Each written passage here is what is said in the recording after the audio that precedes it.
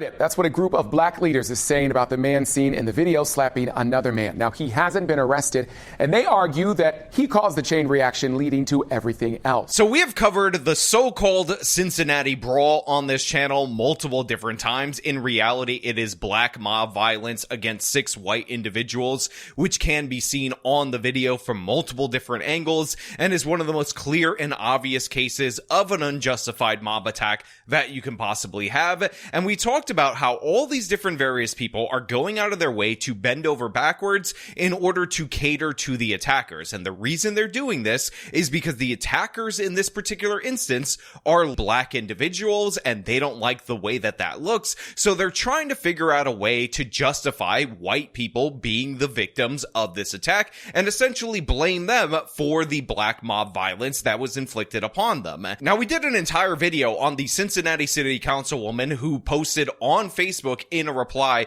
to a comment that the white people were asking for the beating, thanking whatever random dumbass commenter that told her this narrative for giving her the quote-unquote whole story. Well, now that has escalated. We have the vice mayor that we talked about before basically going on the local news and saying that the reason why this instance of black mob violence is bad is because it gives people a negative perception of downtown Cincinnati where this occurred, and it's an accurate perception. And of course, we talked about the police chief blaming everything and anything but the attackers in this particular instance, including claiming that the establishments that may have served people alcohol overserved them as a mechanism to start this whole chaos. Still an open investigation, and all potential charges are being investigated for everyone involved.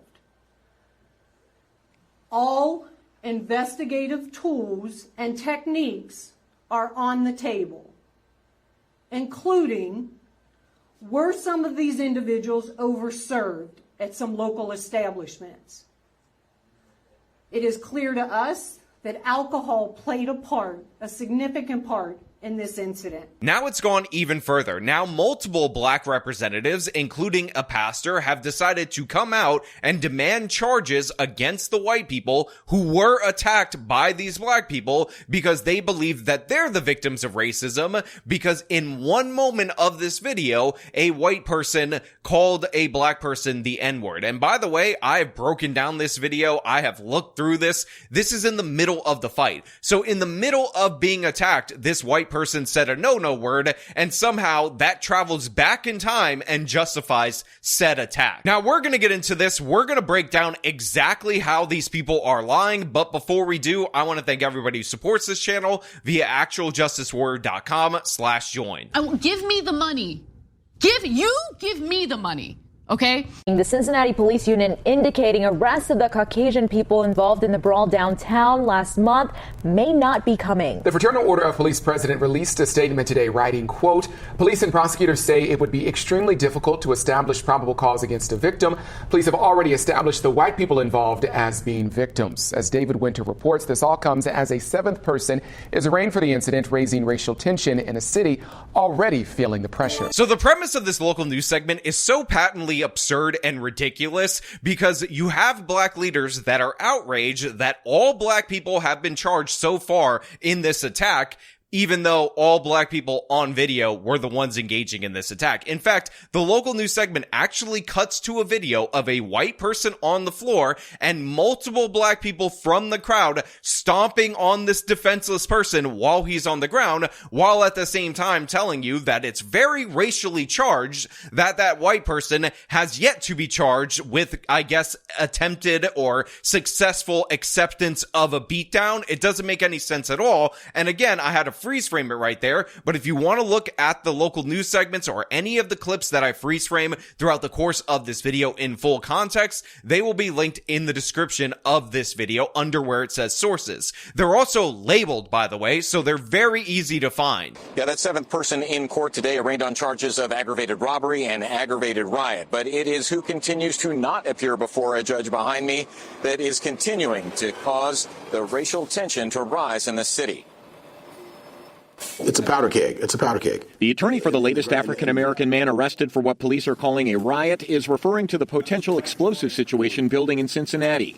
32-year-old Gregory Wright appearing for his arraignment this morning. While a gentleman is getting pummeled on the ground, like literally beaten in the face, we have video of Mr. Wright reaching up, grabbing a hold of the neck of the victim and jerking a chain off of his neck.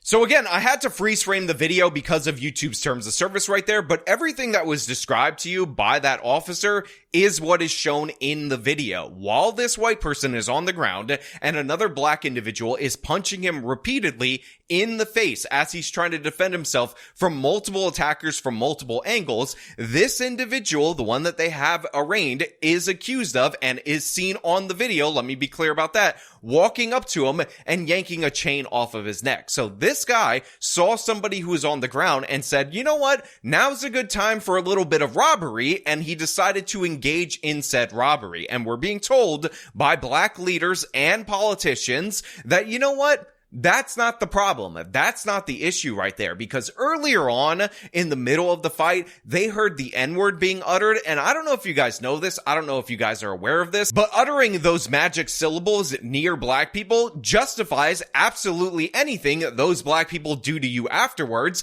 And by the way, that utterance was in the middle of the fight. They were already ganging up on him, already attacking him. It was a heated situation, and he said something that he likely should not have said. It's not cool to call people racial slurs, but in the context of you're already being attacked, it is the lowest tier concern of everybody, or at least it should be. But of course, this is not how it works with black woke representatives. But what the judge did in the midst of the arraignment may speak volumes to the rising tension in the city. Can we send a couple of deputies to the outside so to make sure that while I conduct this hearing, that everyone understands that everyone is to be cool, to keep it cool. 7 people have now been arrested for the melee at 4th and Elm, all of them African-American, none of them from the group of 6 Caucasian people police are calling victims. So while they're arraigning this guy that yanked the chain off of somebody who was on the ground being pummeled by a black attacker, there are people outside protesting on behalf of this criminality, basically saying that the white guy was assaulting the black guy by hitting his fist with his head, and in reality, the white person should be charged with assault. We as a city have blown this. Cincinnati City Councilman Scotty Johnson. It's time to make these charges. And Vice Mayor Jan-Michelle Lemon-Kearney spoke out yesterday at a meeting of black community leaders demanding all of those involved in the incident be charged, not just the black people. So the local news shows us a council person and, of course, the vice mayor right there talking about how everybody needs to be charged in this particular instance, especially those evil white racist white people. And again, they don't give you the whole clips because there's more from this press conference, more people coming forward, essentially trying to make the case that the white people were the instigators for being evil white racists. 6 individuals were charged with aggravated assault, which is a felony. The white guy incited or urged 6 other people to commit a felony. The method by which this situation has been handled raises serious questions as to whether there's bias involved in the investigation.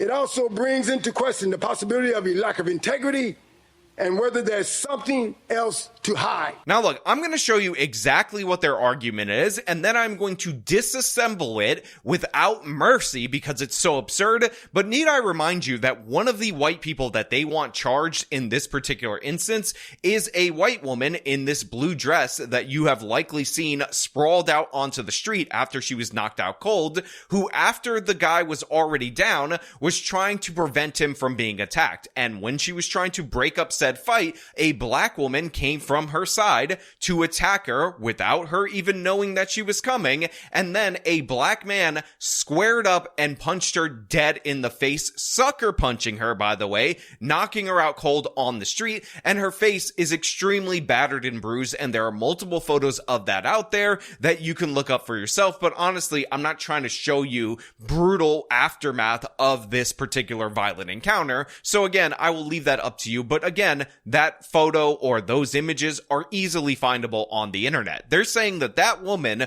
who is knocked out cold, who is trying to break up the violent attack on the people who are on the ground, needs to be charged. There's another section of the video where a white guy is standing around and a bunch of black people jump him, knock him to the ground, drag him through the street, and we are told that those white people are to be charged because one white person, according to them, incited this whole incident, which, by the way, isn't even true. Let's go into their claim so I can expose that for you. They were reacting to video showing one of the white victims yelling the N-word while the other appears to be gesturing for a fight, then slapping a black man before getting knocked to the ground. The remarks prompted the president of the police union, Ken Kober, to post, "Elected officials playing politics and attempting to override the professional judgment of law enforcement or prosecutors is a very dangerous precedent that undermines the rule of law." So the local news media gives a bit more context than is actually being given by these black representatives who are trying to make the case that the fight started with this white person uttering the N-word and then slapping a black man in a red shirt. However, I've already debunked this on this channel. I've already found a longer video, and what you find in said longer video is that the white person was already in the middle of the fight when this occurred, and you have multiple attackers from multiple different angles coming up to him, so he slapped somebody that was approaching him after they were already engaged in a fight. Now, I always leave the possibility open for more information because I'm not wedded to any specific narrative, but in reality, all of these black people who participated in this brawl need to be held accountable for those actions, because even if you had a justification for a one-on-one fight, a mutual combat situation, in reality, that's not what we see on the video. What we see is that you have one person trying to bait a fight or already throwing punches in the fight, and then a mob of other people participating in and jumping this individual. Then they attack all the white people that are around in order to basically have a good time. They're enjoying themselves. Again, I played this clip before, but you can actually see one of these individuals, after he spots a white person on the ground, jump up into the air like a wrestling move in order to land on top of him. And we're being told that the white people instigated all of this. We're being told that all these different various black people who came in from the crowd to rob chains, to stomp heads, to punch people when they were on the ground, that weren't involved in the initial altercation, were all set off by this white guy, this bald white guy, who I guess should be charged with all of the assaults, including the sucker punch against that white woman. The defense attorney for that seventh suspect saying what's dangerous is how police are conducting this investigation. If, in fact, you start out with the narrative that they're quote-unquote victims just based upon what you've seen in a video, that's a problem. So look, on this channel, we give defense attorneys huge breaks whenever they release statements to the public, and the reason for that is because it's not their job to tell the truth, it's their job to advocate for their client. But the thing is, this guy's client is the chain robbing guy. Now, you can argue that there was a fight that was started and some fists need to be thrown in self-defense. That is betrayed by the video. That is betrayed by the evidence right now. But at least you can make the argument that if fists are flying, then maybe the fists that your client may have been throwing are actually defensive fists. Everybody understands that conceptually. What you can't argue, what there is no justification for, is your client waddling his fat ass over to a man who's on the ground and robbing his chain in self-defense.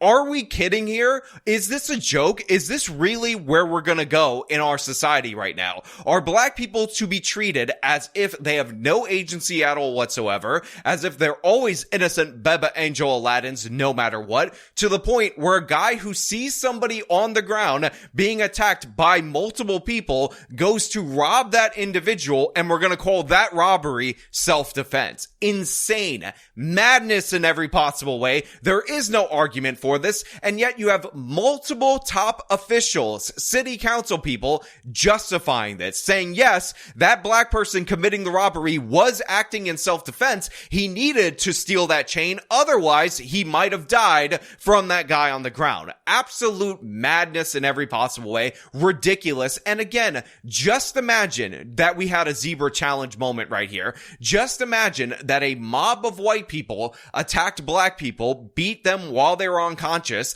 A white man sucker punched a black woman who wasn't paying attention and was just trying to break up the fight. And then we were told later on that those white people robbed the black people while they were on the ground being beaten. And then you had politicians coming out and doing press conferences making the case that those robberies were in self-defense. Imagine the chaos in response to that. Imagine the rioting in response to that. Imagine the mainstream media coverage in response to that. It would be unrelenting in allegations of racism, or as the super mayor would call them, alizations. False alizations and not facts. Vice Mayor responded to the FOP criticism, saying the actions of the white people involved appear to be the proximate cause of the violence, and they should be charged, ending with, we should push for justice and not turn against each other. Now again, in one of the most gaslighting or Orwellian statements of all time, the vice mayor, who was originally trying to downplay this, if you remember, and talk about the black businesses and how safe downtown Cincinnati is